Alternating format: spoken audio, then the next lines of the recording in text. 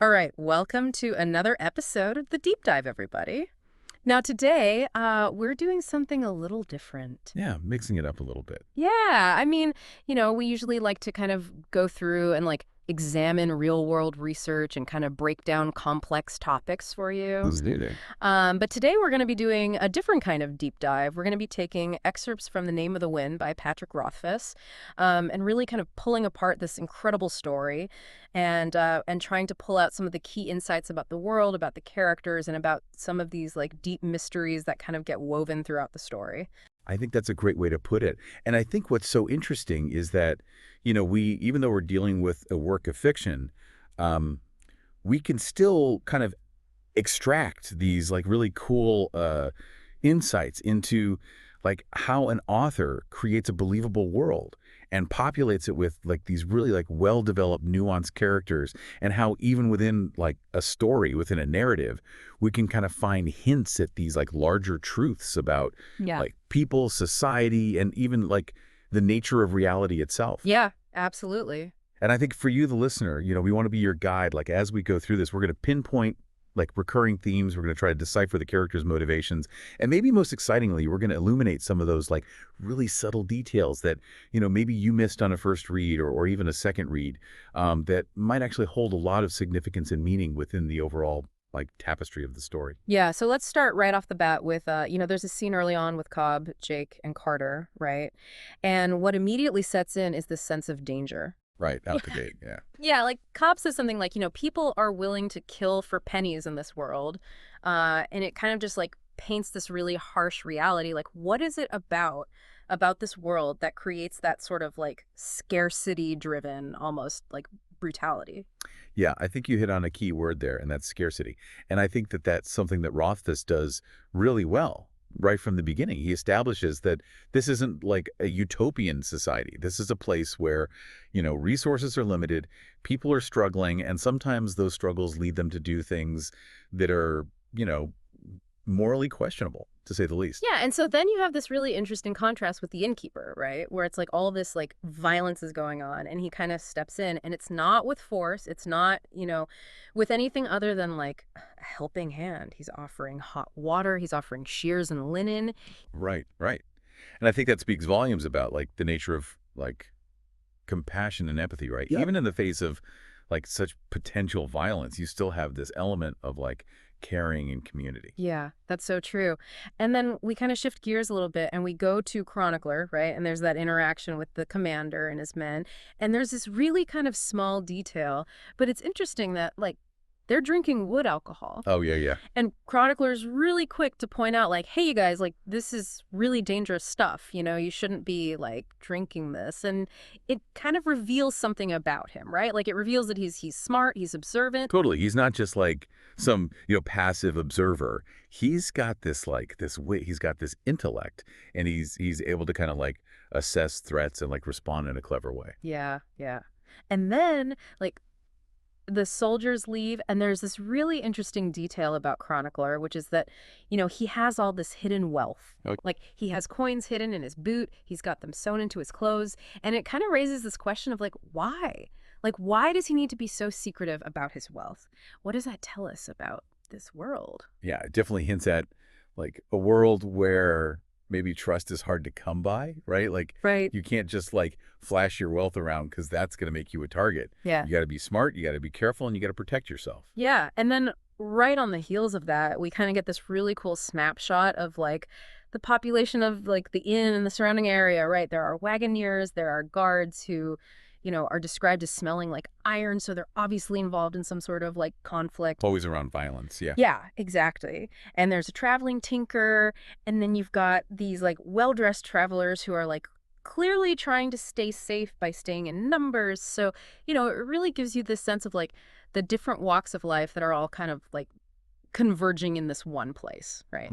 Absolutely. And it really it brings to mind that feeling of the road, Yeah. right, and the need for security and community, especially when you're, traveling through a world that's as dangerous as this one. Yeah, absolutely. So let's talk about Kvothe now, right? The innkeeper, Okay, yeah. he's this seemingly ordinary guy, but even in these early interactions, there are all these little hints that there's something more going on. Oh, yeah, absolutely. So what are some of the things that stand out to you? Well, I mean, first of all, you have, like, the way he interacts with Caleb, right? It's like very mundane stuff, talking about clearing out the bramble patch, getting gloves and an apron from the Yeah. smith. Oh, right. And it's just like everyday life stuff, but it kind of like creates this image of Kvothe as like this really grounded, ordinary guy who's just, focused on running his inn. Yeah, yeah. But then chronicler shows up. Right. And everything changes. Yeah, and Kote says something really interesting. He says something like, I'm always found first by rumor mongers. Oh, yeah. Yeah. And it's like he knows, right? Like he's aware that he has this reputation, that people are talking about him, even though he's trying to keep a low profile. It's like he's got this past that's kind of like lurking beneath the surface. It's like he can't completely escape it. Yeah, yeah. And the change in his demeanor, it's really striking. Oh, for sure. Like he goes from this like friendly innkeeper smile to this like really cold, hard gaze. And that description of his smile, right? Like too many teeth. Yeah, it's creepy. It's creepy, it's unsettling, and it immediately tells you, okay, this guy is not what he seems. There's something else going on here. Yeah, yeah. And then of course we get the direct confrontation about his other name, Kvothe, right? Oh, yeah. And it's really interesting, these like totally conflicting descriptions of this guy. Some people are like he never existed. Others are like he's a red-handed killer. You've got like assassin, hero, Kvothe the arcane, Kvothe the king killer. It's just like all over the map. It's like, who is this guy, right? Mm-hmm. What's the truth? And I think that's a really like fundamental question that Rothfuss is raising here, is like the nature of truth, the nature of storytelling. How do we separate fact from fiction, especially when we're dealing with like legends and rumors and like these larger than life figures? Right. And then Kote's responses too are so interesting. He's like, I'm that too. And then he says like, every one of them deserved it. Yeah, chilling. Yeah, it's chilling. It's like, what does that mean? Who are these people that he's talking about? And why does he feel so justified in whatever he did to them?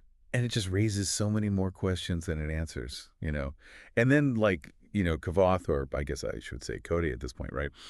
He gives this really explicit warning to Chronicler. He says, like, don't you dare change a word of what I say. True stories seldom take the straightest way. Yeah, it's almost like a challenge, right? It is. It's like, listen, I'm going to tell you my story, but it's going to be on my terms. And you're just going to have to kind of like trust the process. Yeah, and I think, that sets the tone for the whole book, really. It's like, this is Kvothe's story, and he's going to tell it his way. Absolutely. And I think that's part of what makes it so compelling, right? You're kind of like along for the ride, and you don't always know where it's going, but you trust that Kvothe's going to get you there eventually. So let's talk a little bit about Kvothe's early influences and learning. Okay.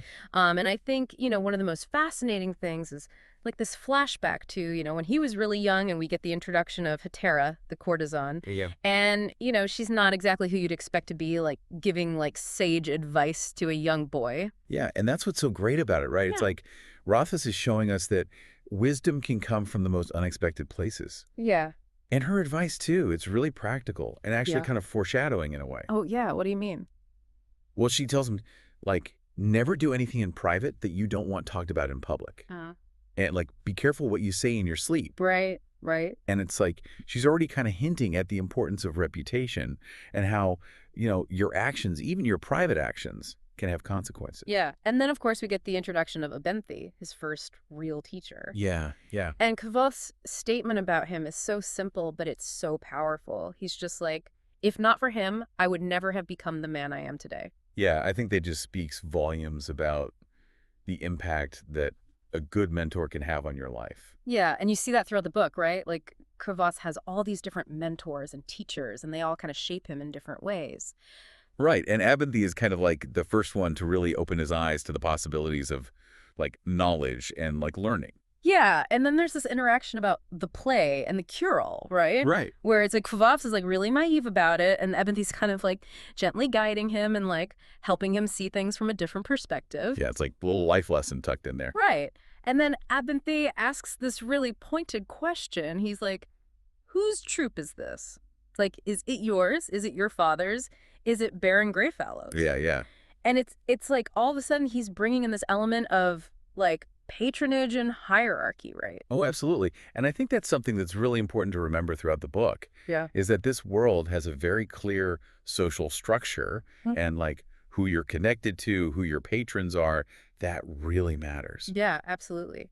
And then we get like this huge moment, right, where Abenthi calls the wind, Yeah, yeah, yeah. and it's like everything changes for Kvothe. That's his like moment. Yeah, like he goes from disbelief to awe, and he's comparing it to the stories of Tevrlin the Great. Yeah, and it just shows like the power of like myth and legend in this world, right? Like these Yeah. stories, they're not just stories. They're like they represent something real, something powerful. Yeah, and it's like from that moment on, Kvothe is obsessed with learning the name of the wind. Yeah, it becomes his driving force. Yeah, and then Abenthi gives him this really like symbolic gift, right? The true gilth. Oh yeah, the Arcanum Gilder. Yeah, and it's more than just like a coin, right? It's like it's a symbol of belonging, of knowledge. Right, and it represents the Arcanum, which is like this kind of like secretive society of like scholars and mages and like people who are really like deep into the arcane arts. Yeah, and the fact that Kvothe's dad immediately recognizes it, it's like, oh, so his dad knows about this world too, right? Yeah, yeah, and it kind of hints at like maybe Kavoth's dad has a more interesting past than we initially realize. Yeah, absolutely. So moving on, let's talk about some of Kvothe's early lessons and kind of the foreshadowing of danger that we see. Right. So you've got like the scene where Kvothe in Abenthy's wagon, and usually he loves being in the wagon because it's like a place where he can learn and like hear stories. It's his like mobile classroom. Yeah, exactly. But this time it's raining and they can't travel, and he's just like restless. He's just like itching for more And this knowledge. sponge just wants to soak it all up. Yeah, and it kind of sets the stage for this discussion about the binding of iron, Oh, yeah. which is this like mysterious concept that we don't really understand at this point, but it's clear that it's going to be important. Right, and then you have Ben asking about iron drabs. Yeah, yeah. And he's like, historically, astound me. And it's like, on the surface, it just seems like a simple history lesson. But later on, when you see Bast's reaction to the mere mention of iron, Yeah. you start to realize that iron has this really deep significance in this world, and it might even be dangerous. Yeah, it's like it's foreshadowing something really dark and powerful. Right, and then you have the parents' song about the Chandrian. Oh, yeah. The fact that they're arguing about the signs, Yeah. it shows that the Chandrians are not just like some, mythical beings, but they're a real source of fear in this world. Yeah. And the fact that no one can agree on like what exactly the signs are, Right. it adds to the mystery. Right. It makes them even more frightening. Yeah, and then you have Kvothe learning music, right? Yeah. And he's picking it up so quickly. Natural talent. Yeah, like he's learning chords and fingerings, no problem. Mm-hmm. But then he has this like little bit of trouble with the E chord. Yeah, even geniuses have their struggles, right? Yeah, and Ben makes this comment about his magician's fingers, Oh, yeah, yeah. which is again like another little hint at like the potential that Kvothe has. Yeah, it's subtle, but it's there. Yeah. And then, like, after all this, kind of like world building and like setting the stage, we get that really intense scene with Kvothe, Bast, and Chronicler. Oh, yeah, that's a game changer. It's a huge moment, right? Because it's like for the first time, we see the real Kvothe, the one that's been hiding beneath the surface. Yeah, and what triggers it too is so interesting. It's just the word iron. Right. And Bast freaks out, like totally loses it. Yeah, it's like he's terrified of it. Like a deep-seated fear, yeah. And then Kvothe, it's like he doesn't even move. He just holds Bast there like motionless as steel or stone. Right, and it shows that he has this like incredible power, this control that we haven't seen before. And Chronicler's reaction too is so telling. Oh, yeah, he's like, this guy could break me like a twig. Yeah, exactly. Yeah. And it's like all of a sudden we're seeing Kvothe, the innkeeper, in a whole new light. Yeah, and then like the narrator kind of chimes in and it's like the jovial innkeeper was gone and in his place stood someone dark and fierce. Yeah, chillin'. Yeah, and it's like that's the moment where we realize, okay, this guy is not who he's pretending to be. He has this past, this power, this darkness that he's trying to hide. Absolutely, and it makes you wonder, like, what happened to him? What made him this way? And I think that's like one of the central mysteries that drives the whole story. Yeah, absolutely. So let's talk about the tragedy that kind of like really shapes Kvothe's life. Okay. And we get these like kind of fragmented, almost dreamlike memories, right? Of Abenthi calling the wind, and there's this leaf caught in lightning and this like really ominous black thunderclap. Yeah, and it's clear that this event was really traumatic for Kvothe. Yeah, and it seems like it might be more than just a storm, right? Like there's something magical going on there. Right, and I think that's what's so interesting about it is like Rothfuss doesn't explicitly tell us what happened, but he gives us enough details to know that it was something really powerful and really significant. Yeah, and then Ben's behavior changes, right? Oh, yeah, yeah. Like he starts limiting Kavoth's studies. He's Yeah. not letting him like delve into alchemy and sigildry and sympathy as much as he was before. Yeah, it's like he's worried about something. Yeah. Like he sees the potential in Kvothe, but he's also afraid of it. Yeah, and it makes you wonder, like, does he know something about what happened during that storm? Right. Or maybe he knows something about Kvothe himself, about his potential. Yeah, absolutely. And then we have this like really mundane event, right? Yep. A fallen tree blocking the road. Right. And it's so interesting because it's just like this everyday inconvenience, and Kavoth's parents are like dealing with it and they're like bickering about it a little bit. And it just like really highlights the ordinary nature of their life right up until the moment of tragedy. Yeah, it's such a stark contrast to the magical events that we've seen. Yeah, and it makes their fate all the more tragic. Right? Oh, absolutely. And then, Kvothe talks about his habit of wandering off in the Yeah. evenings. Yeah. And he has this like really beautiful and heartbreaking thought. He's like, I hope that my parents spent their last hours together loving each other. Oh, that's just, Yeah. that gets me every time. Yeah, and it's like, even in the face of all of this darkness and tragedy, he's still holding on to this like really tender memory of his parents. Right. And it shows that, like, even though he's going through all this, he still has this capacity for love and tenderness.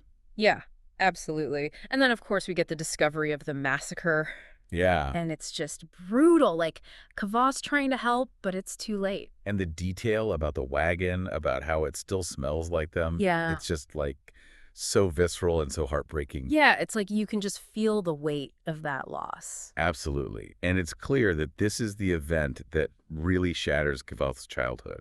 It's the defining wound that shapes the rest of his life. Yeah, so let's talk about how he survives and his journey to the university. Okay. And I think, one of the most striking things is like his resilience, right? Like his father's lute is broken, he's lost everything, but he still manages to adapt the lute to make it playable. Yeah, it shows that he's not going to let this break him. He's going to keep going. He's going to find a way. Yeah, and he packs a few belongings, including Ben's book, and he sets out on his own. Right, and I think that's really significant, the fact that he takes Ben's book with him. Yeah, what do you think that means?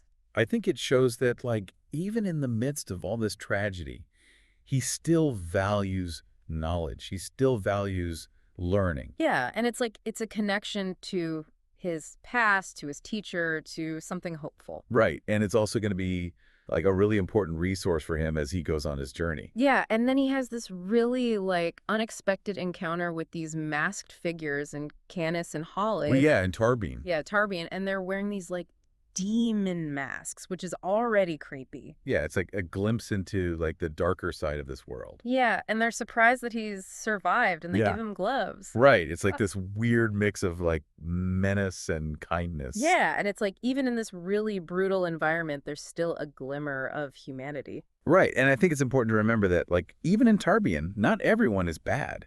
There are still people who are willing to help others. Yeah, and then he ends up at the Laughing Man Inn. Yeah, injured and exhausted. And it's just like a really low point for him. Yeah, and it shows how far he's fallen. Yeah, and then he wakes up to the city bells ringing after high morning. Right, and it's like a new year, a new beginning. Yeah, but even though it's a new year, his internal mourning is still very much there. Oh, absolutely. And he has this hiding place with his meager possessions, the rag blanket, the bread, the iron pennies, Ben's book. Those few possessions, they represent everything to him at this point. Yeah, and he's still so cautious, even when he's being chased. Right, it shows that the trauma of Tarbian has really stayed with him. Yeah, so let's move on to some of the like really interesting glimpses of power that we get. Okay. And I think, one of the most fascinating things is the story of Lanre and Solidos. Oh, yeah. And it's like this ancient myth, right? Right, it's like a story within a story. And it gives us this like really important background information about like immense power and the concept of being bound by it. Right, and the imagery is so powerful, like Lanre returning from sweet oblivion through his own power. Yeah. and Salidos not being able to kill him. It's Right. like this unbreakable bond, this curse almost. Yeah, and it's like, it makes you think about like the nature of power, the nature of names, and the potential consequences of like wielding that much power. Right. And I think it's really interesting to think about how that story might connect to Kvothe's own life. Yeah, it's definitely foreshadowing something. Absolutely. So then we have Kvothe arriving in Imre, right? And he's filthy. He's been through so much. Yeah, and the innkeeper gives him hot water and soap. Right. It's like this simple act of kindness that just means so much to him. Yeah, it's like a reminder that there's still good in the world. Yeah, and then he tries to like make himself look presentable. Right. Yeah, he wants to project this image of like being a gentleman. And he even quotes his father. He's like, "A gentleman's hand is never far from his purse." Right, which is kind of ironic considering he's broke. Yeah, but it shows that, like, even though he's been through all this, he still has these aspirations. Yeah, he's not going to let his past define him. And then he ends up at Anchors, right? Yeah, looking for work. And he gets a job offer, and he sees a wheeled house. Right, which must have been like a really bittersweet moment for him. Yeah, like, it's a reminder of his past, of his family, of everything he's lost.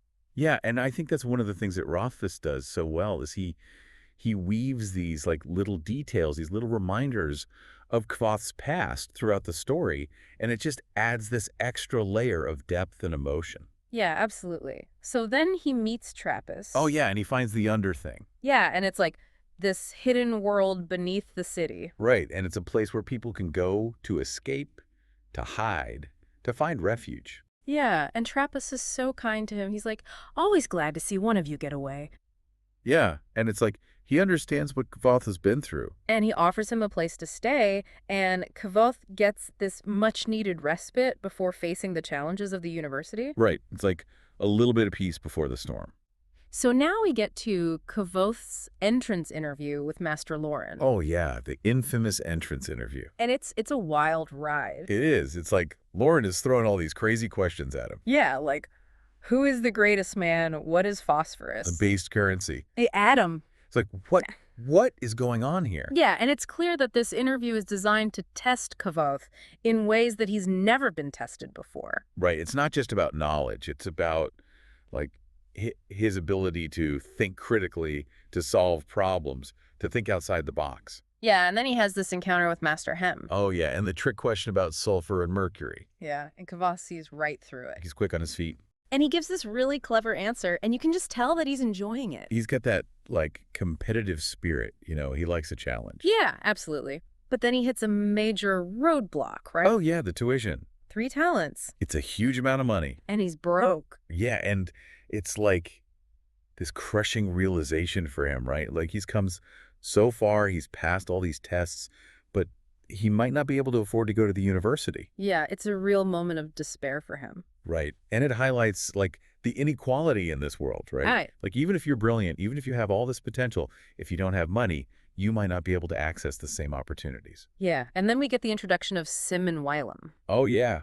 2 of Kvothe's most loyal friends. Yeah, and there's such a great contrast to each other too, right? Oh yeah, Sim is like this like witty, outgoing guy. Yeah. And Wylam is more quiet and thoughtful. Right, but they both become really important to Kvothe. Yeah, there's the support system. And then there's this funny moment where Manet thinks that Kvothe is interested in folklore. Oh, yeah, yeah. And Kvothe's like, no, I'm talking about Teckham's theory. He's like, I'm here for the serious stuff. Yeah, and it just shows that, like, he's really trying to fit in to prove himself in this academic environment. Right, and it also shows that he's already, like, thinking on a different level than a lot of the other students. Yeah, and then we get these conflicting accounts of the mayor. Oh, yeah, Lauren versus Scarpe. Yeah, and it's like, who do you believe? Right, and I think that's the point, right? Yeah. Rothfuss is showing us that history is often subjective, that there are always multiple perspectives. Yeah, and it makes you wonder, like, what's the real story? And it's clear that Kvothe is going to spend a lot of time trying to figure that out. Yeah, absolutely. So then Kvothe gets an unprecedented number of sponsors for the Arcanum admissions. Yeah, like way more than any other student. And Sim's comment is just perfect. He's like, either they think you're brilliant or they're terrified.